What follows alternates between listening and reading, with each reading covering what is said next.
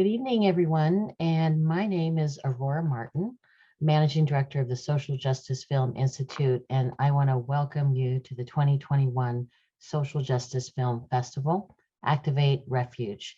Tonight is closing night, and we are going to have an amazing discussion of Black Lives Matter and art as activism. There is still time to watch the films we'll be discussing and many more at the socialjusticefilmfestival.org before the festival ends tomorrow on October 17th. And as you think of comments or questions tonight, please share them via the chat or Q&A windows. And please take a moment to locate those buttons at the bottom of your Zoom screen. Tonight's panel discussion is brought to you by the ACLU of Washington, Solid Ground, and University Heights. Our festival co-sponsors are Meaningful Movies Project and the Northwest Film Forum. Our festival sponsors are Cascade Public Media, KCTS 9, Crosscut, The Stranger, Seattle Gay Scene, Evergreen State College and Evergreen State College Tacoma, Unemployment Law Project, KBCS, Real Change, San Francisco Film School, University Congregational United Church of Christ, the Duwamish Longhouse and Cultural Center, the Side by Side Project, and Labor, and V-Art, Festival Internacional Imagine Teatre, and Miser Communications, Seattle University Access to Justice Institute, Seattle University Film Studies, Pop-Up Justice, $3 Bill Cinema, and 501 Commons, and Books to Prisoners, last but not least.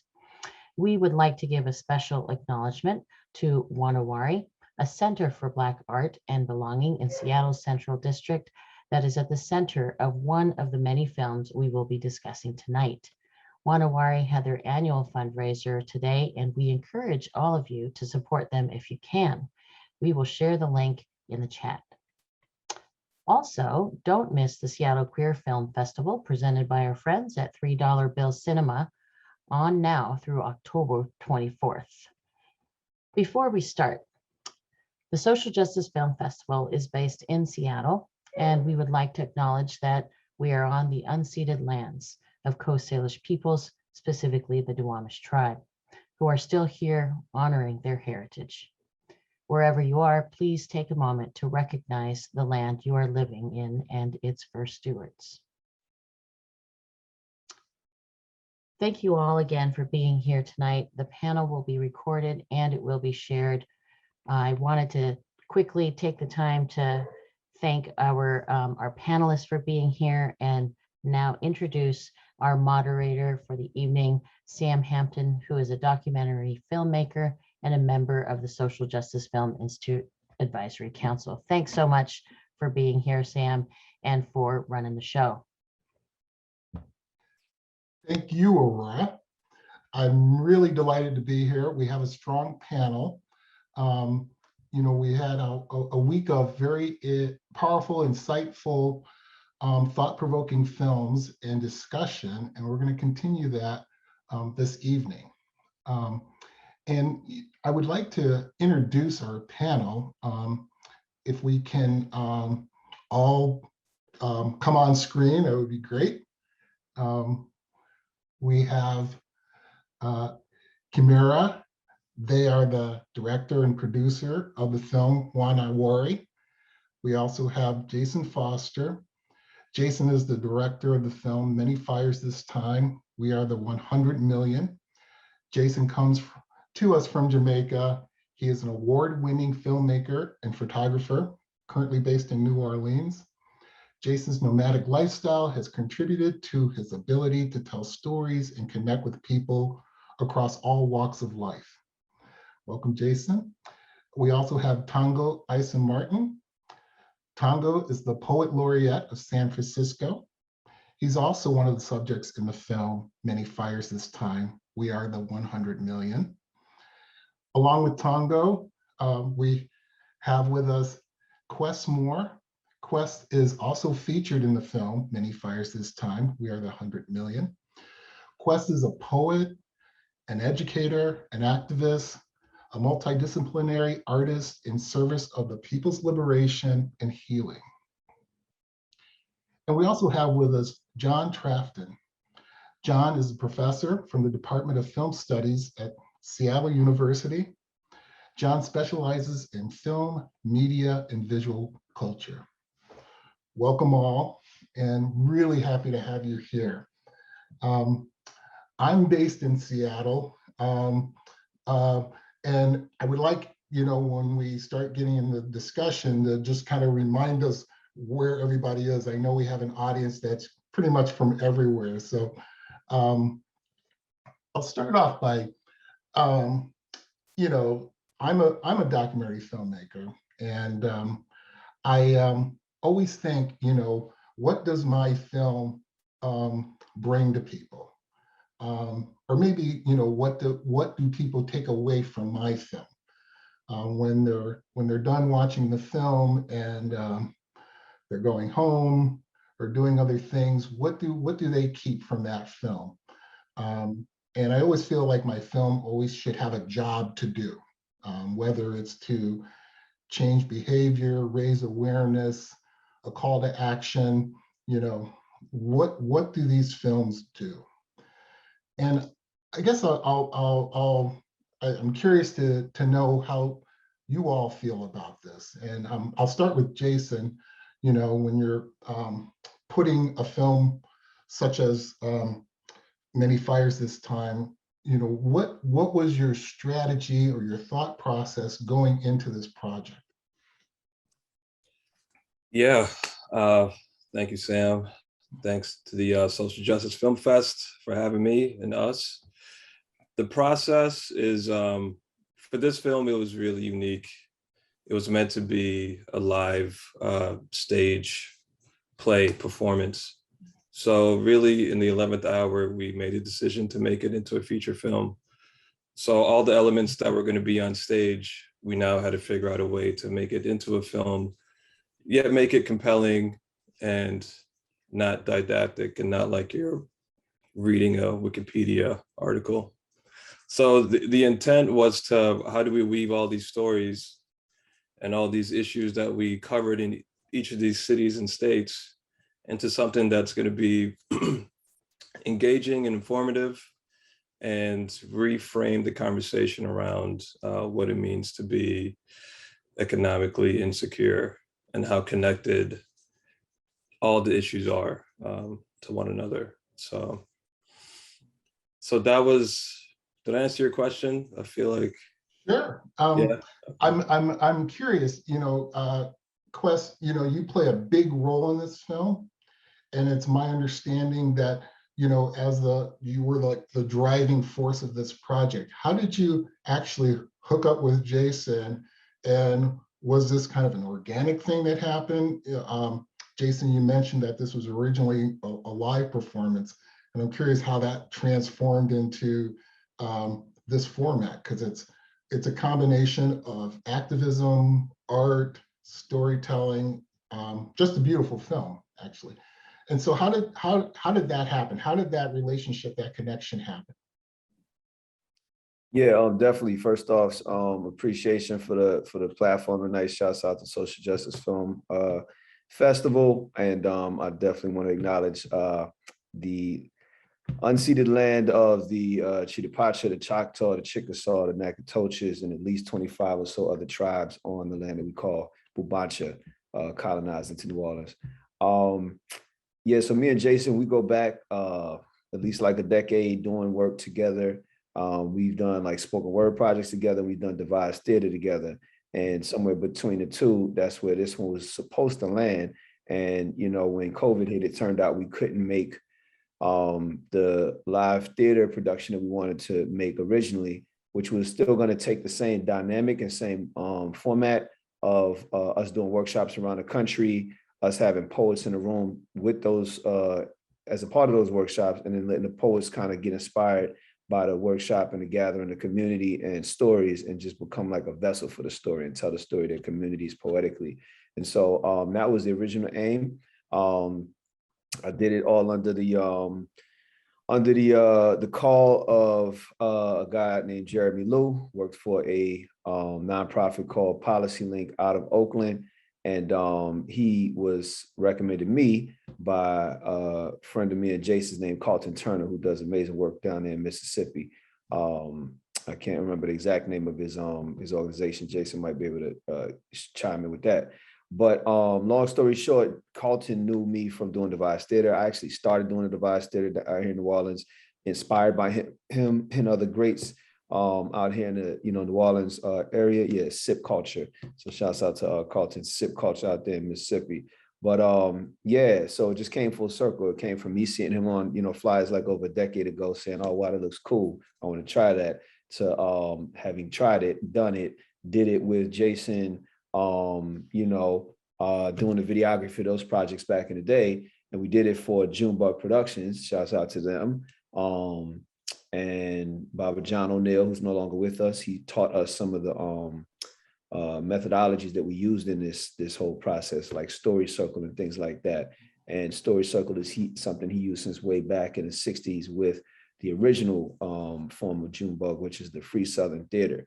And through the Free Southern Theater during the Civil Rights era, they moved into the Desire Housing Project, and they used Story Circle to gather stories from community members who couldn't necessarily get active in the civil rights movement, but still had significant contributions through their lived experiences and the things that they could tell. And so they used to take those stories on, embody them, and turn it into theater. And so what you see in this film is us reiterating that same ritual, but now doing it through, letting the poetry tell a story. And what we couldn't do theatrically, we pulled in our guy, Jeremy Guyton, to do,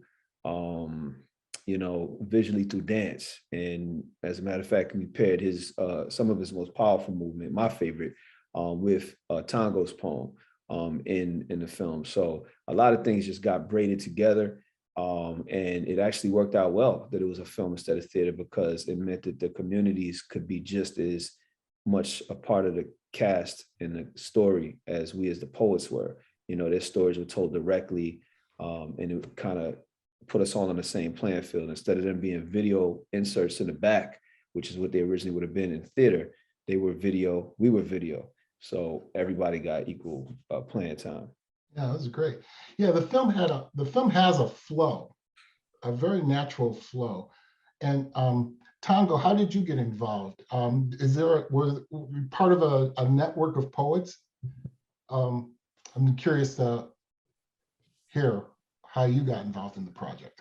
Yeah, anytime Quess taps in with me for anything, I am there.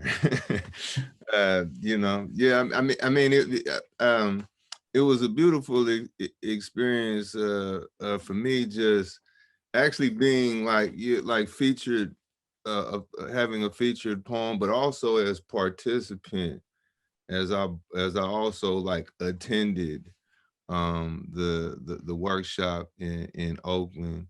And it was just really how how art should be made, if we're going to set our minds to like making art a liberatory practice, to have it generated by not just, not a ceremonial,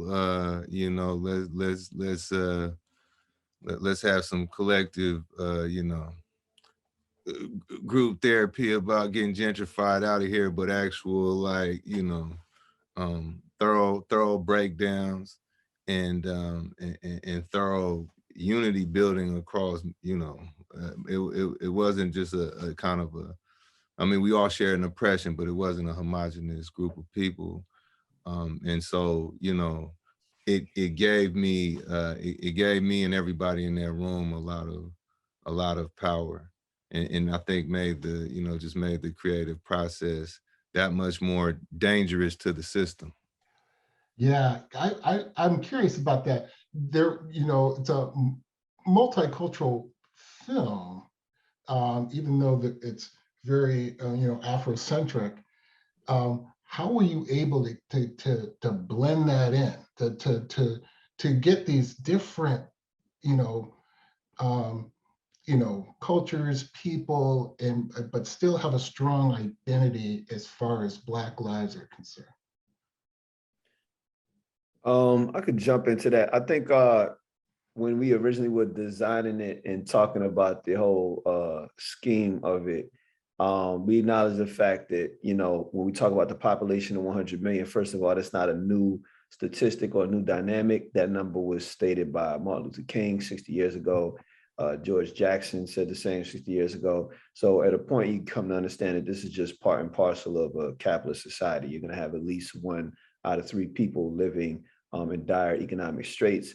And with a pandemic, now it's like 1 out of 2. And so we knew that that hits all sides of the, you know, of the street, so to speak. Like half of that number is white America. So we knew that we were even going to include, you know, white working class in it, as you saw in Kentucky. And just seeing the overlaps as we decided to do it very intentionally was just kind of like enlightening for us, because as you see in the film, I'm talking to, you know, Misty is somebody I was recommended. Most of the poets I knew already. That was pretty cool. You know, most of the poets like, you know, Tongo, go back over a decade, Deanna, almost a decade, K Love from Chi-Town over a decade. So I was able to just like tap them, right? But Misty, I didn't know, and I don't know anybody in Kentucky. I don't know a lot of, you know, white working class people. Here it is. I'm out there, and they're talking about what mountaintop removal has done to devastate their living conditions, economically and environmentally. And all I can think about is, you know, wetland removal and how we lose like 100 yards of wetlands, like a football field of wetlands every hour in Louisiana. And I might be understating that. And so I know that comes from big pharma for them and big coal, and it comes from the wetlands. It comes from the big oil for us in petrochem. And so, you know, we were able to see those, what we call mirror moments, see each other's stories reflected in one another. Beautiful. Yeah. And, yeah, there was a lot of connections despite, you know, the different, the diversity of the. Can you talk a little bit about more that's a powerful statement, mirror moment. How were you received when they first, you know, laid eyes on you? You know, it was a very different kind of room. You know, it's a very different kind of situation in Kentucky, period, you know. But for the most part, people were still really receptive and warm. And I would say, like, we didn't have anything less than that.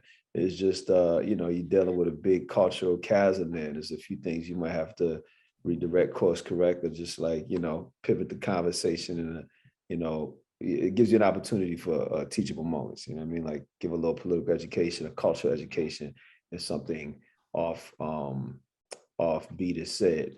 But the beauty of it was, you know, we got to lead in there. We got to kind of set the agenda, and we did it in conversation with community. So it wasn't just us coming in saying this is the way it goes.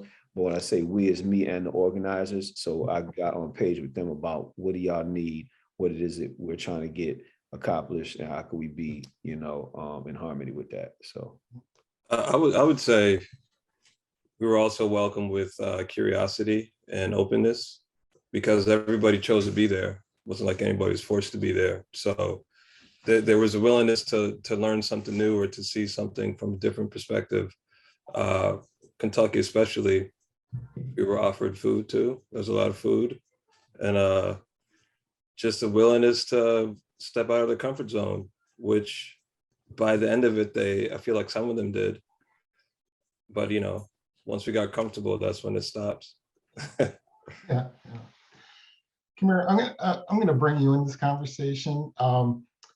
You know, your film, your short was just absolutely wonderful. And I'm actually fairly new to the Seattle area. I came here from Washington, DC, and I discovered the Central District and learned its history. And can you just tell us, first of all, about your film and how you got involved, and why did you focus on the Central District, which is here in Seattle, by the way, in case you didn't know. So why don't you tell us about the Central District and your film and how you got involved?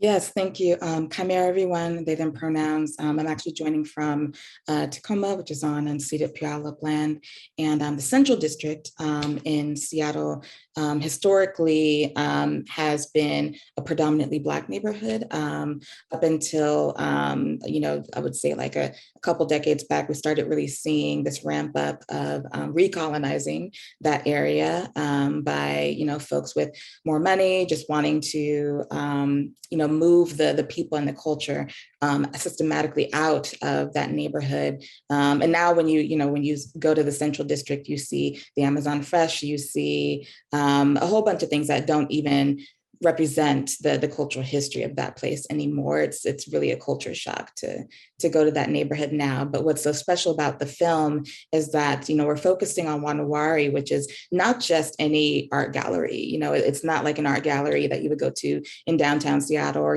just kind of your typical art gallery where you can feel the institutional, walls, the pressure to conform in a certain way.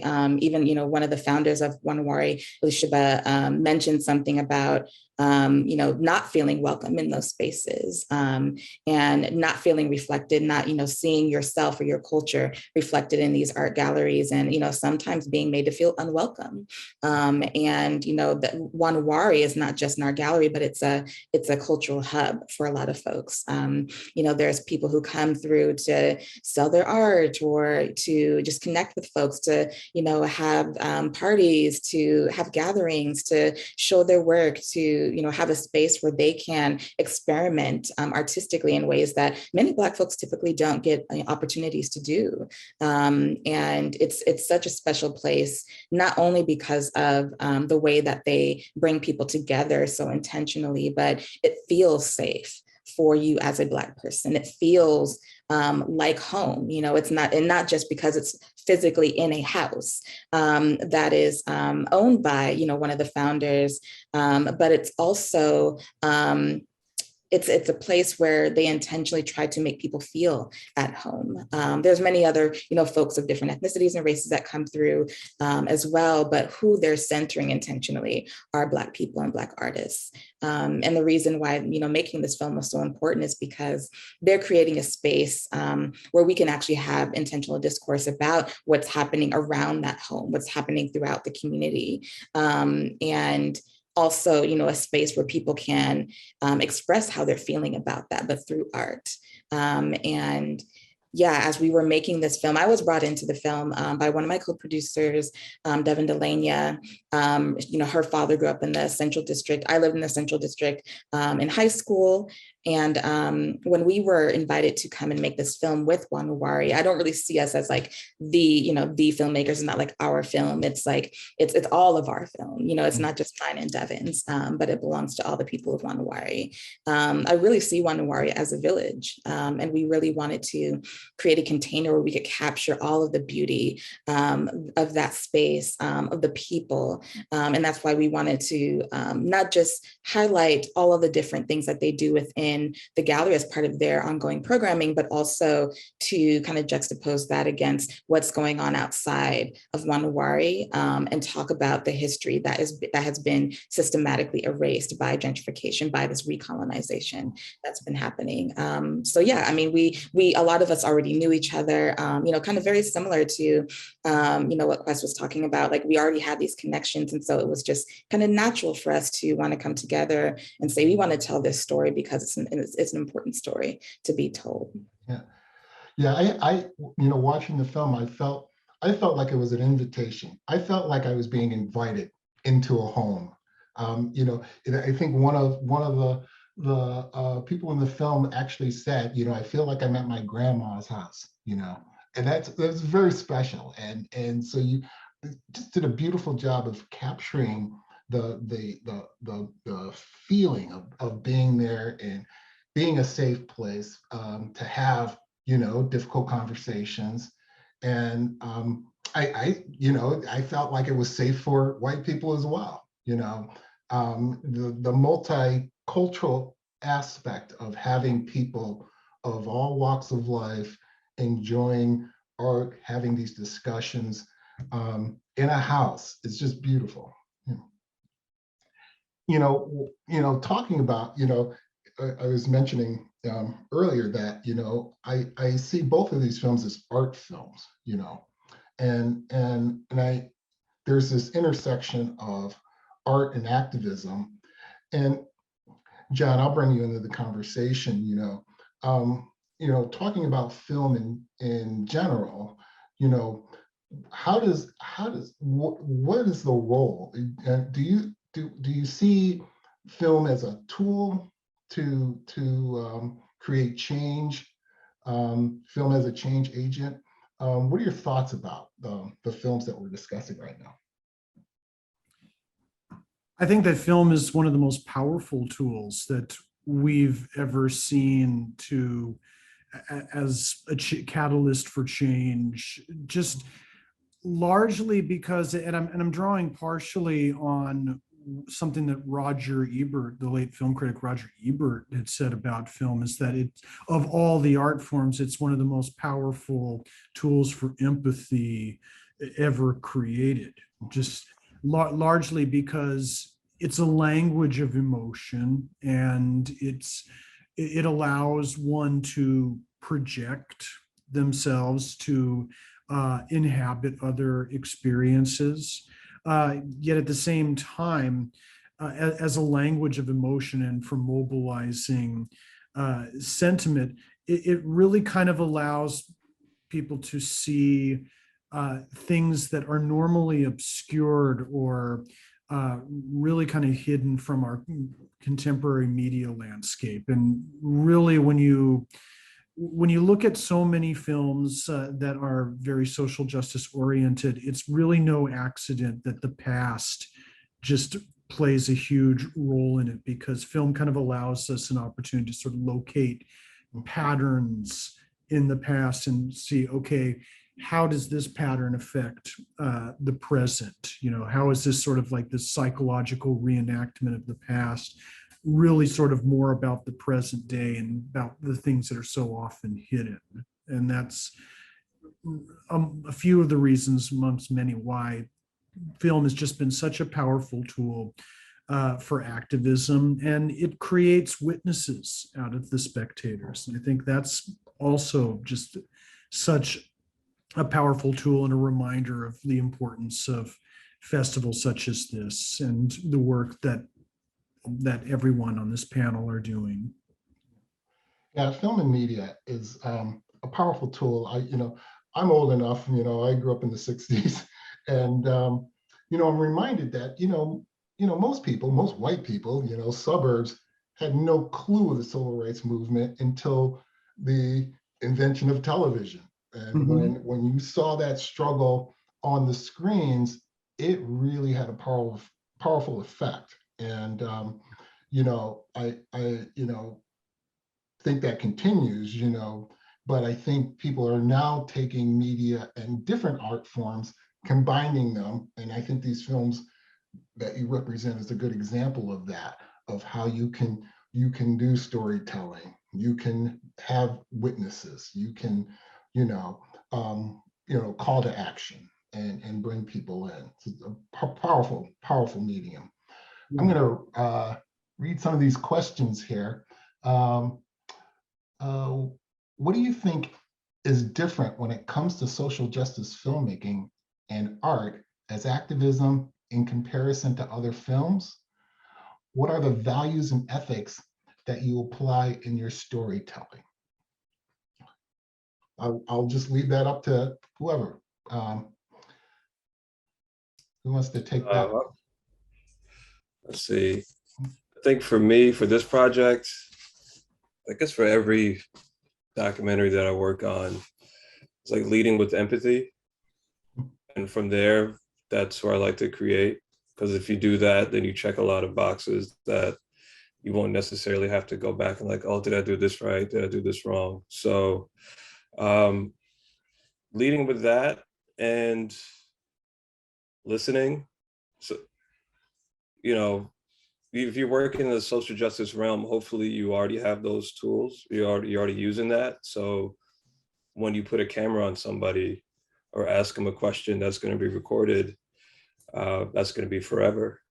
So how do I want to portray that person that's going to be, something that my grandkids are going to watch, or something that somebody across the world is going to watch? How are they being presented in a way that is empathetic, but also uplifts their story and doesn't make them look like a fool? So that's where I operate from, and hopefully the rest falls into place. And obviously that's, yeah. Yeah, that is definitely a big challenge. I'm always concerned about not misrepresenting the subject and making sure that that their voice comes first, and that I basically am in the background giving that subject a platform. Right. CHIMAERA, Quess, Tongo, how did you feel about that? Yeah, I mean, just to add on to what Jason said, because I agree with that too. For me, it really matters who's doing the telling. And when you're looking at art that's not really rooted in any social justice principles, folks can make the mistake of assuming that, so long as the story itself is like true or factual, that it doesn't matter whose voice is being centered, and that can be further from the truth. It really does matter, because that's a huge part of representation. And if you're not intentional about that, if you're just like, okay, well, I like this person's voice, so I'm going to just have them narrate, and not really think about, who's being centered in the story and how do you bring those voices to the forefront intentionally, then you could maybe unintentionally end up erasing people from that very story. And that can be traumatizing. That can be a form of harm towards a community. When you are not representing their experiences in the way that they would represent their own experiences. And so a lot goes into, some people might call it pre-production, but for me, it's just like that relationship building stage of like, if I'm invited to a community or, into a collective of folks, regardless of whether or not we share the same identities or have like shared, lived experiences, they're inviting me to come help them tell their story. And so myself and Devin spent quite a bit of time meeting with the founders of Wanawari and just talking. And like, Jason said, listening and being empathetic and really trying to put ourselves in their shoes. And we went through many, many, many iterations of the film that started as a shorter film and then became longer because we had all this footage, and we also wanted to be responsive to what the founders and the community of Wanawari were telling us about how they wanted to be represented. So it was never about us as filmmakers wanting to push some sort of agenda. It was like, no, let's really create a container where people can have agency in how they tell their stories. And for me, I would say that I'm a storyteller first and a filmmaker second. I would say to add on to it too, that extends into the editing process, because even though somebody says something that's really like, oh, that's a great soundbite, that's not who they are now. Like that's who they were then. But if you put that in, now we're going to misrepresent the person who just got out of, insert thing here. It's like, well, I stopped doing that 6 months ago. Why did you put that in the film? So. Yeah, I would add to that too, and just say real quick, I love everything I heard so far from Jason and CHIMAERA, and just to whittle it into another little corner real quick, just the fine line you walk between exposure and like empowerment. You know what I mean? Like you want to be able to expose the ills that were done to a community without leaving the community or as viewers feeling deflated or like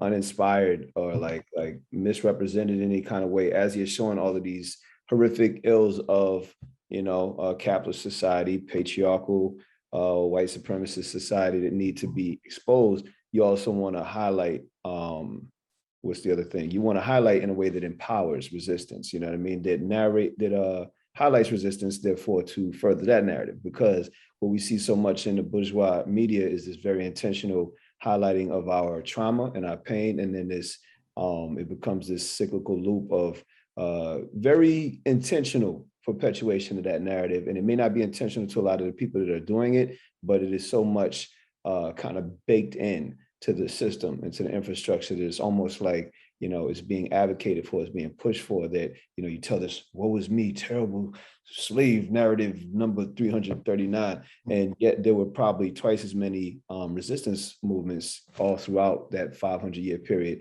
And we get like 2 or 3 movies about them, you know what I mean? So, and those are indicative of a resistance gene that's in our DNA, and it shows up all the time, all over the place. It's just human to resist oppression. And if you're talking social justice, you're inherently talking about the resistance to oppression. And so that resistance isn't always just a violent revolution. Sometimes it's joy, it's a dance, it's a clapback. I had people told me specifically that, this was a really heavy, traumatizing day, this workshop, and we experienced that. And we want some joy too, not only just because we need to feel it, but we don't want to be represented just this way. We have a lot of ways that we fight back. So that was very important to the process too. That's beautiful. I'm just thinking here, and I've had this discussion with my colleagues many times, can white people tell Black stories? Can they, who wants to answer that? I'm just going to say no. Just for me, for the obvious reason that we just have enough of that. We've had more than enough of that, and I think it's time to shift the focus to people telling their own stories. There's a concept called narrative justice that, for me, kind of speaks to the reason why I make films, why I tell stories, and it is about that witnessing, that not just being witnessed, but also teaching people how to bear witness in a way that is not extractive of people's labor and experience, and not just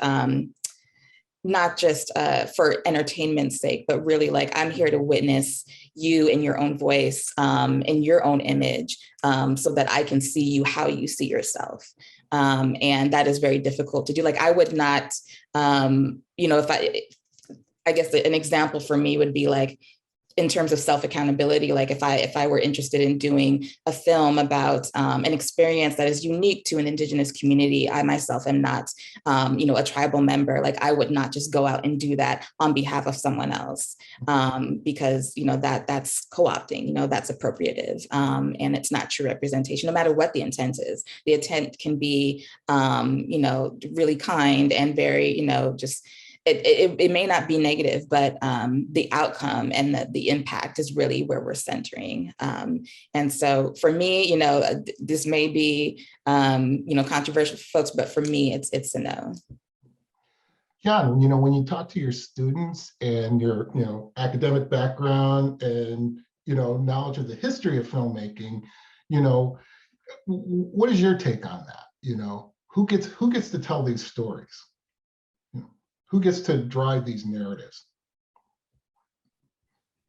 Yeah, I think it's important to really kind of have like a historical perspective. And I think that I'm definitely going to say for sure that we've gotten to a point really where we're really starting to see people have control over their own stories, their own narrative agency, and we've also seen through our media environment sort of a democratizing of the means of production, means of media. So yeah, I not only do I agree with that, I also have seen my students really kind of approach this and take this apart in many interesting ways. And I think what really has happened also as a result of that is that the process of discovery of past films that may not have been seen, or people don't get to see very often, that get rediscovered and brought to the foreground, such as the one example that I've really been happy about recently is Milestone Pictures work with the LA Rebellion films and the work of Charles Burnett and Billy Woodbury. And now my students can discover those films as well. Again, it just sort of ends up being kind of a testimony to really kind of the power of the media era that we're living in, and just sort of the power of what happens when social justice movements align with social media movements as well. Anyone else want to weigh in on that one? I'll add a little something. I don't think I could say anything much better than CHIMAERA already said it, but just I want to bring in the whole aspect of the hierarchy of oppression and just the material reality of how that works. And I think the old paradigm, it was okay to just wax, abstract, wax fantastical and idyllic about, oh yeah, but the artist, we have these superpowers, our spirit goes places and we can like tap into other people's experiences. And that's not true, but which is to say it's not a lie, but there is this material reality we live in under these systems of oppression, which are tiered, which, come almost like an equation that you can call like a playbook, you know what I mean? And patriarchy is 5,000 years old, and white supremacy is 500 years old, capitalism is about 250, 300 years old, depending on where you're at on the planet. And so that they have had a trickle-down effect on the ways that people are able to access resources, much less consciousness about what they're living in.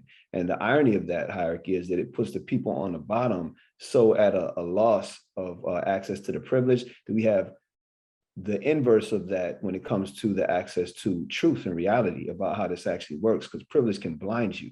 And so if nothing else, the irony is I feel like the question should be inverted. Like I think the more oppressed the person is, the more access they have to being able to tell everyone else's story. Like what can a white suburban kid tell about the, inner city reality and what have you if they ain't from there? You know what I'm saying? Everything they get in a secondhand. Conversely, if I'm from the hood and I got to go traverse all of your places to survive, there are some things I can tell you about your reality that you're oblivious to. And the same goes so on and so on from, straight to queer, man to femme. Like there's something that a woman is going to tell a man about herself he can't see. There's something a queer person is going to tell a straight person about themselves they can't see. And so the agency should actually be reversed. I'm reading the comments. Empowerment. Thanks for lifting this up, Quess. Yep, resistance to oppression is social justice. Haven't heard of the hierarchy of oppression before. Thanks for breaking this down, Quess. Another question from the audience. What about audience? What should audiences keep in mind when watching films, especially those outside their lived experience? A very good question. What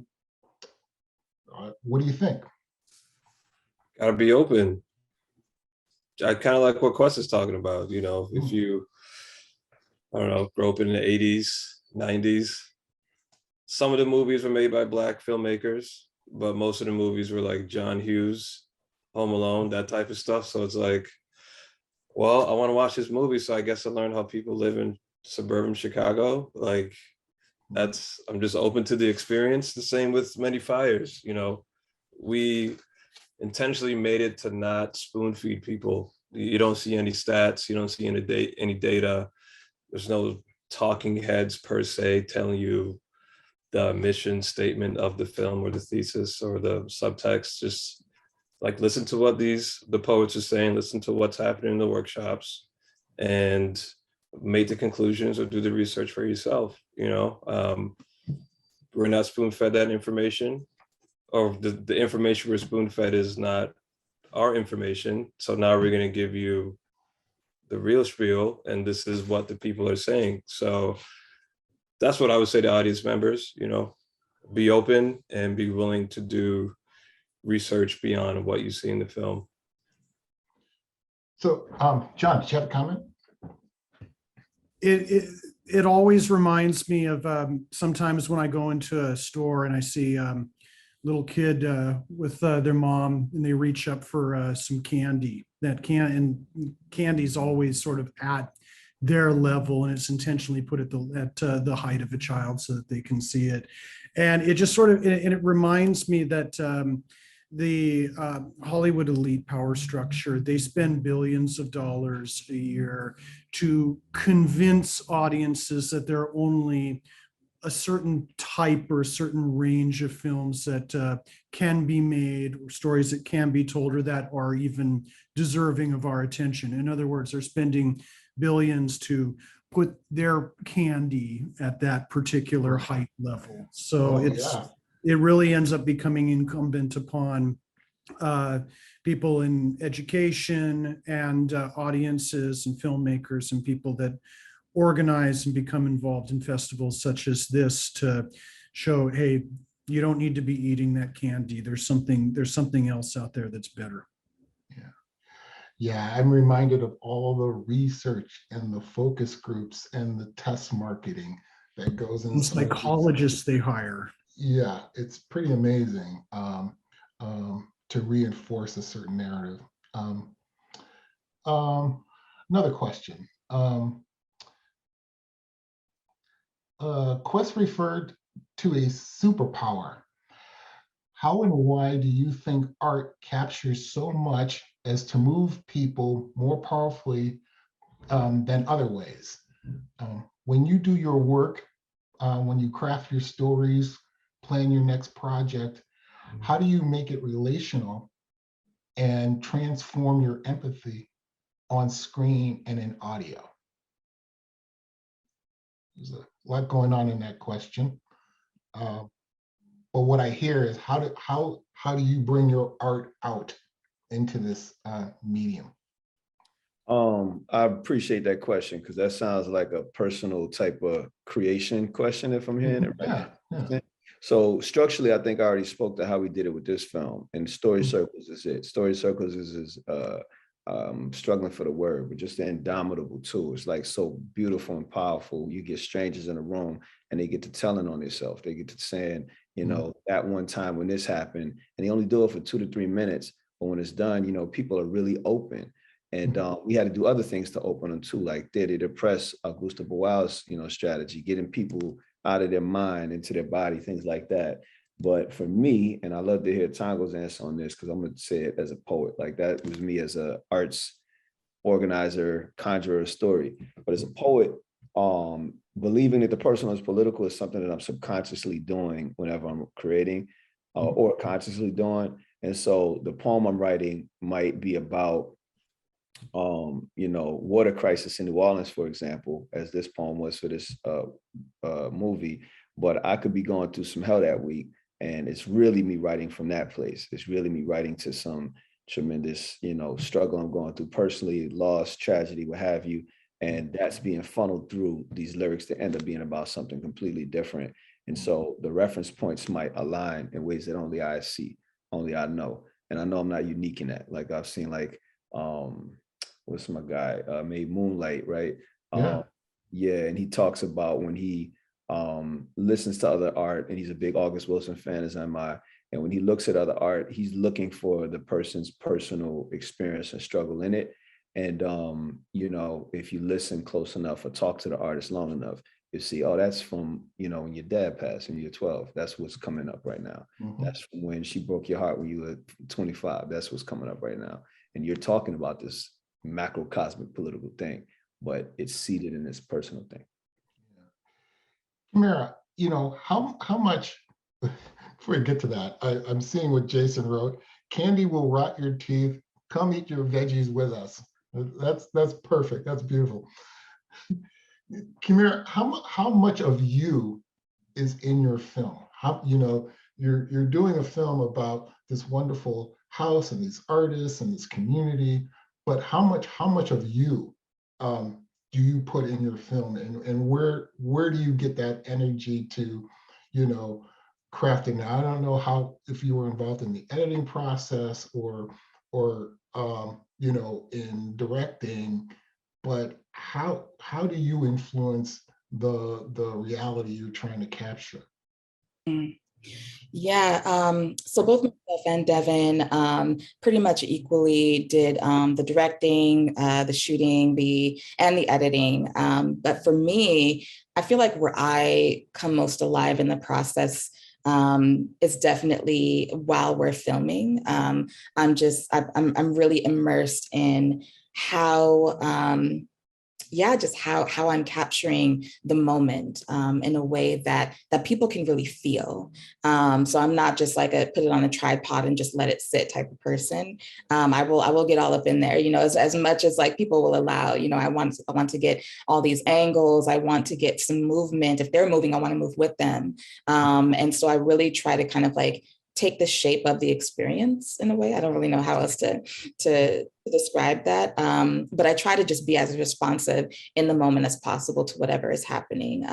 Even, if we have like a list of questions already that we've, vetted and that we shared, and we're going through that, if something comes up in the moment, I'll try my best to make space for that. Even if, especially if the person wants to take it in a different direction, but then that's the direction we're going.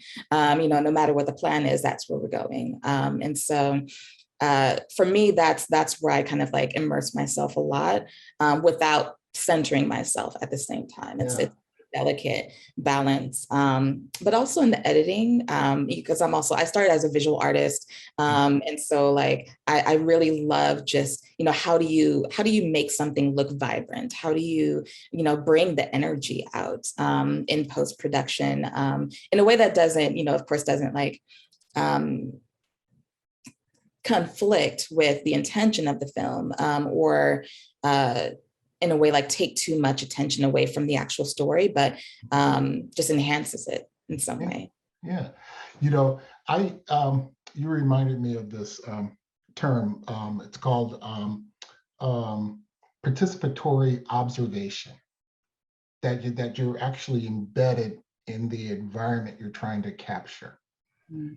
And in order for that to work, you have to establish a certain amount of trust, right? And even before you take that camera out, they gotta be able to trust you to capture their whole self, and Right. And it really helps for people to actually see you as part of the community. Exactly. And so that really has to be part of your process. You cannot rush that. Yeah.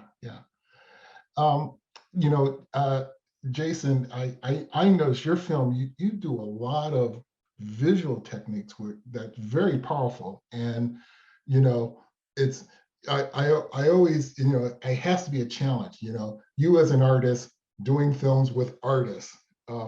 How were you able to manage that, to bring your art and your way of visually storytelling and working with other artists with their version of storytelling?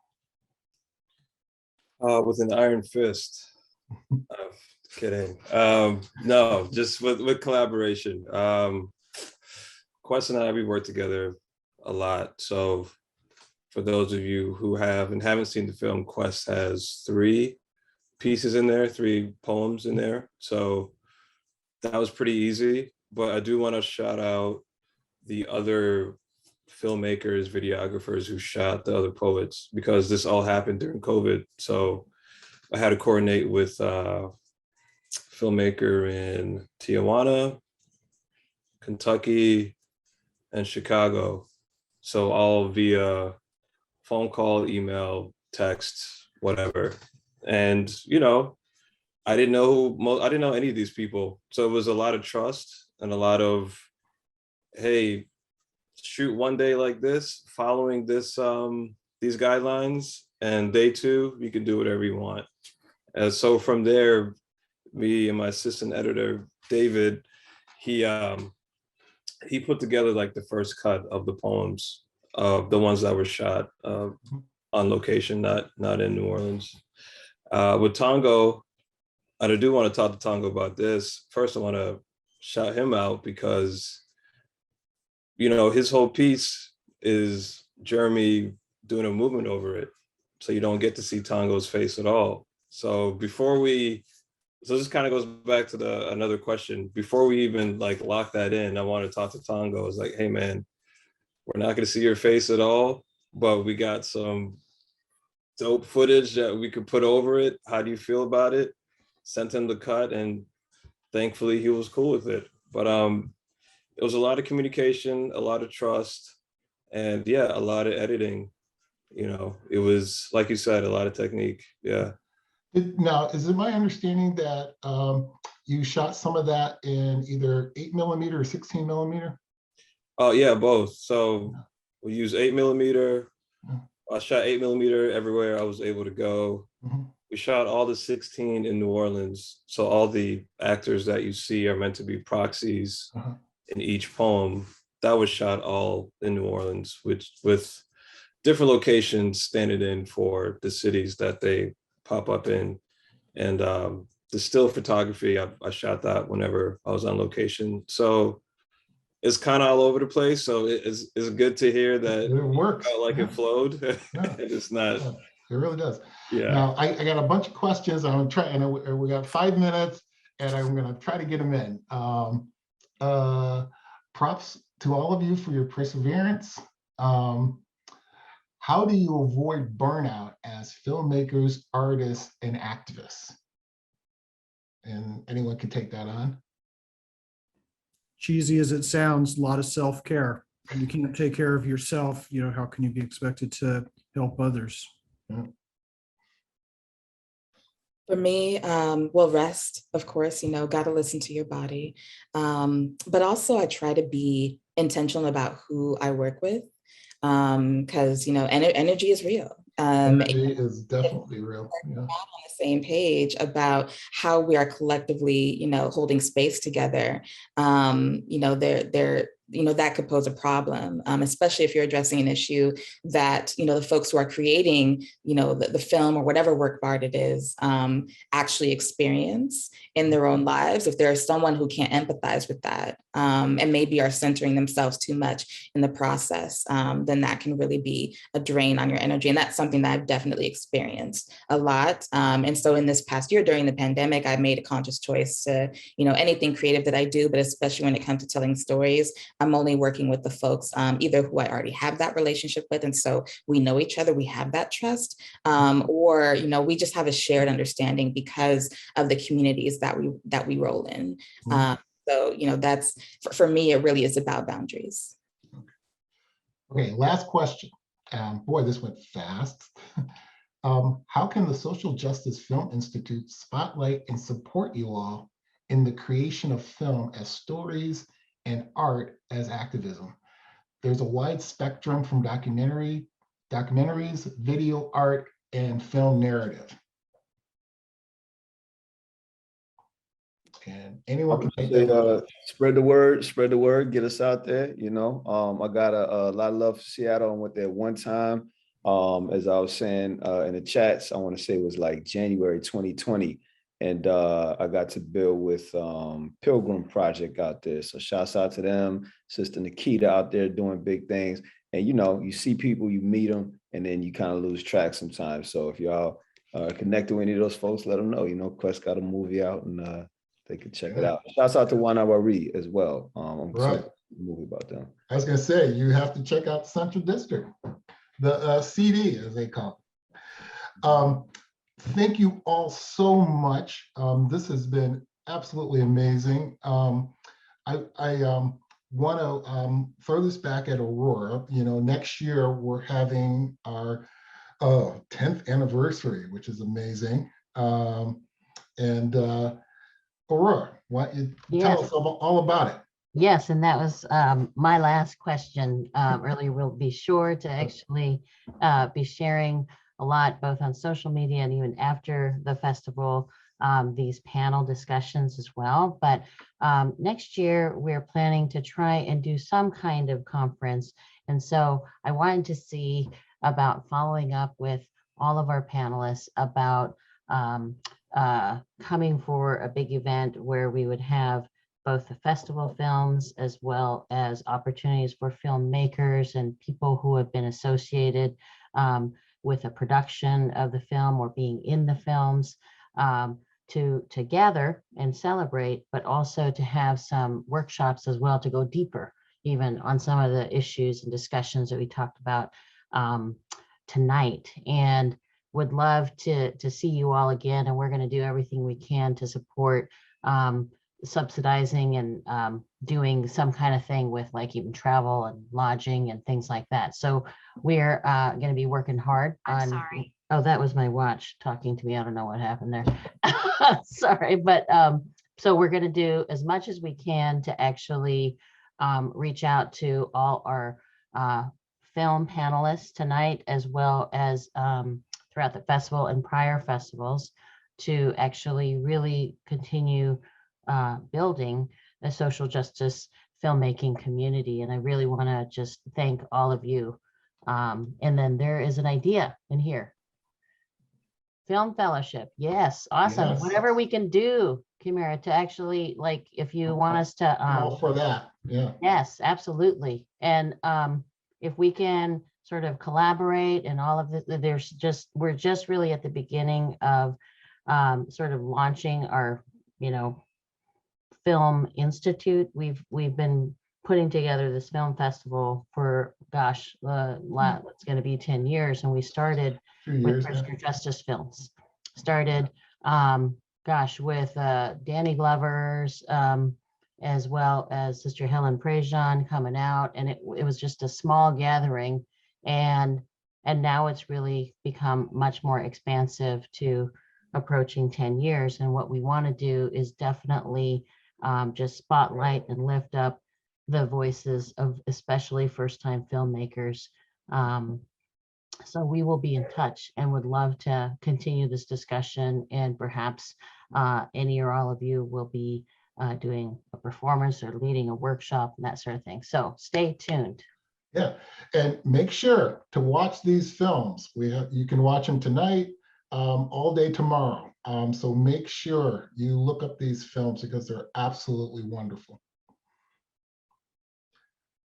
So I guess that's a wrap. That is a wrap. Thank you once again, everyone. And we'll be keeping track and watching your work. And thanks so much for taking the time to have this amazing discussion. I really do appreciate it.